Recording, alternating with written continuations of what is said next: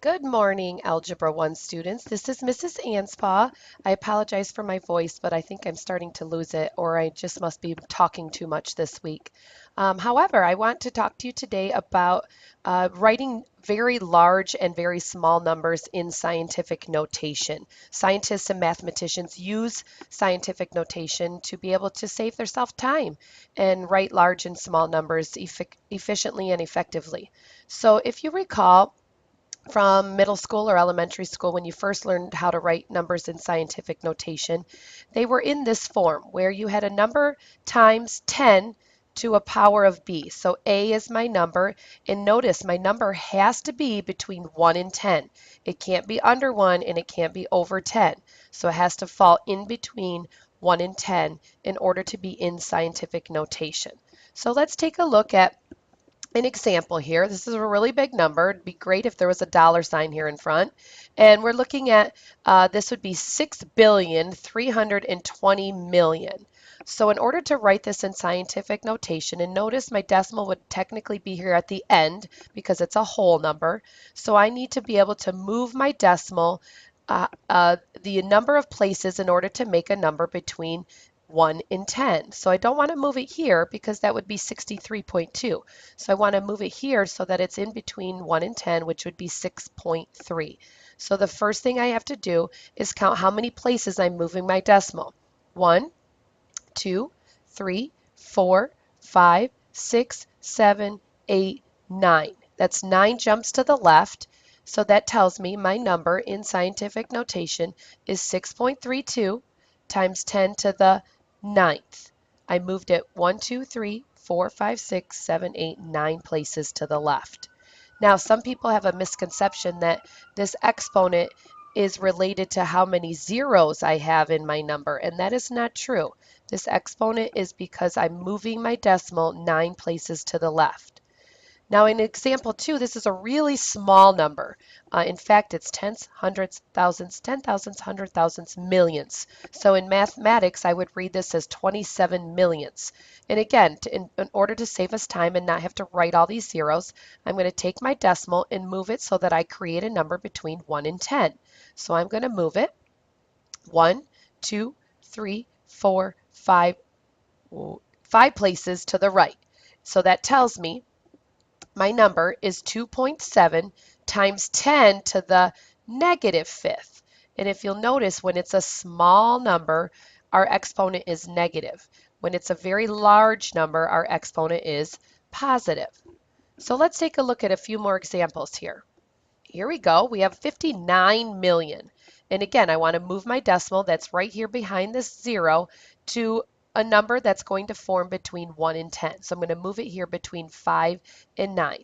And I'm going to jump it, let's count them here, 7 places to the left. So I write 5.9 times 10 to the 7th. This number, I believe, is 140 billion. And so if I move my decimal to create a number between 1 and 10, I'm going to move it between the 1 and the 4. So that tells me my answer is 1.4 times 10 to the 1, 2, 3, 11 places to the left. So 1.4 times 10 to the 11th. And again, let's look at some small numbers. Notice since they're very small, my exponent is going to be a negative exponent this time. So I'm going to move my decimal again to create a number between 1 and 10. So I don't want to move it all the way between 2 and 6 because that would be 42.6. So let's move it 1, 2, 3, 4 places to the right so that it's in between the 4 and the 2. So 4 jumps to the right will give me 4.26 times 10 to the negative fourth.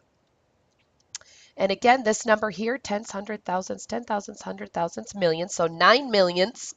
And again, I want to move it just past the 9, not in front of the 9, because if it was in front of the 9, it wouldn't be between 1 and 10. So we're going to jump it 6 places to the right. 9 times 10 to the negative 6th power. Moving on. Again, if you'd like to pause and actually try some of these on your own and then come back to it, then I will reveal the answers. So looking at 81,000, not too big of a number, but again, we can always write that in scientific notation. We're going to move the decimal 1, 2, 3, 4 places to the left. And so we're going to write this as 8.1 times 10 to the fourth power. Number 2, this is 1,396,000. Again, not too big, but we can still write it in scientific notation. So we're going to move the decimal 1, 2, 3, 4, 5, 6, and we're going to create a number between 1 and 10.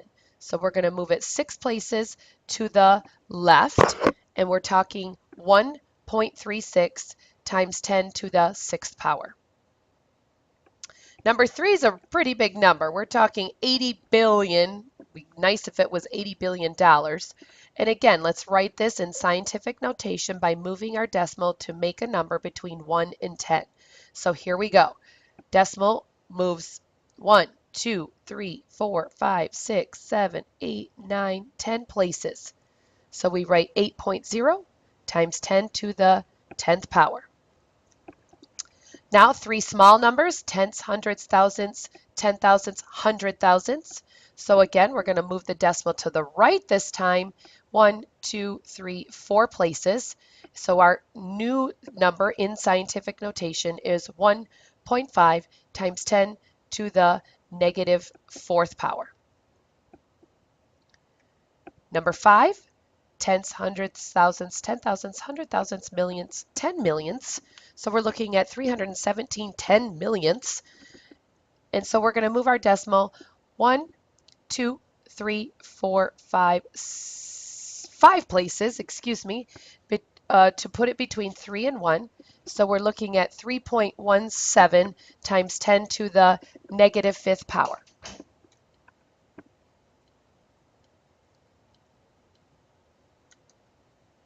And number 6, again, very small number, tenths, hundredths, thousandths, 10,000ths, 100,000ths, millions, 10 millions, 3 10 millions. And this time, be careful. We want to create a number between 1 and 10. So if we put it in front of the 0 or in front of the 3, it's going to be 0.3, and that's not big enough. So we want to move it behind the 3. So we're going to take our decimal and jump it 3, 4, 5, 6, 7 places to the right. And now we have 3. You could put 3.0 if you'd like, but 3 times 10 to the negative seventh power. Now, what if you're asked to work backwards, meaning they give us the number in scientific notation, how do we write it in standard form? So let's take a look at number 1. I know that I have to move my decimal 5 places. That does not mean I add 5 zeros, which I think is a misconception. So I need to move my decimal 5 places to the right to make it a big number. So I'm going to take 1.9 and I'm going to move it 5 places. So there's 1, and I'm going to add another 0, another 0, another 0, and another 0. So I move my decimal 5 places to the right, and it now reads 190,000. Number 2, notice my exponent is negative, so I'm going to make a really small number. I'm going to be moving my decimal to the left so that I create a really small number. So again, don't add 7 zeros because that's not what we're doing with scientific notation. We're going to take our number, 2.43, and we're going to move our decimal 7 places to the left. So we're going to move it once, and now we're going to add a 0, another 0, another 0 for a total of 6 zeros. And boom, there's your decimal. 0.000000243. Number 3, again, our exponent is positive this time, so we're creating a big number. We're going to move our decimal to the right. And so here we go, 5.28. Notice that does not mean I'm adding 9 zeros. I have 2 and an 8 here, so I'm going to move it once, twice, and now I know how many zeros I'm going to add. 1, 2, 3, 4, 5, 6, 7 zeros because I already moved it to the 2 and the 8. Again, so we're looking at a really big number here, 5,280,000,000. Number 4, I'm creating a really small number. I'm moving my decimal 6 places to the left. So we begin with 3.41. We're going to move it once, and then we're going to add 5 zeros. So we end up with 0.0000341. And that's our answer in standard form. Number 6, again, I'm going to create a big number because I have an 8 here. So if you look at this, we don't really have a decimal that's visible, but we know it's going to be behind the 6 here. This would be like 6.0 if that's how we're looking at it. So we have the 6, and we're going to take our decimal and move it 8 places to the right. So technically, this one, we are adding 8 zeros. And so we end up, excuse me, yes. We are adding 8 zeros. So that would be 600 million in standard form. And number 6, again, we're creating a small number because of that negative exponent. So I'm going to take my number 7, and remember the decimal's behind it because it's like 7.0, but I'm going to move it to the left 6 places. So that tells me I'm going to add 1, 2, 3, 4, 5 zeros. And so my final answer is, and this 0 I believe is unnecessary. I don't think you really need to put 0.0 if you don't want to. And then one thing I just want to touch on is no matter what kind of calculator you're looking at, whether it's scientific or graphing calculator, you will often come across in your calculator this, and I don't have a choice here to write an E, but you might see 3.6 E, capital E, 12. Well, what that actually means is 3.6 times 10 to the 12th power. So we're looking at base 10 to the 12th power here. So I just wanted to make sure when you are using your calculator, you understand what that truly means in terms of scientific notation. And that concludes our notes on scientific notation and writing numbers either very big or very small in scientific notation. Have a great day.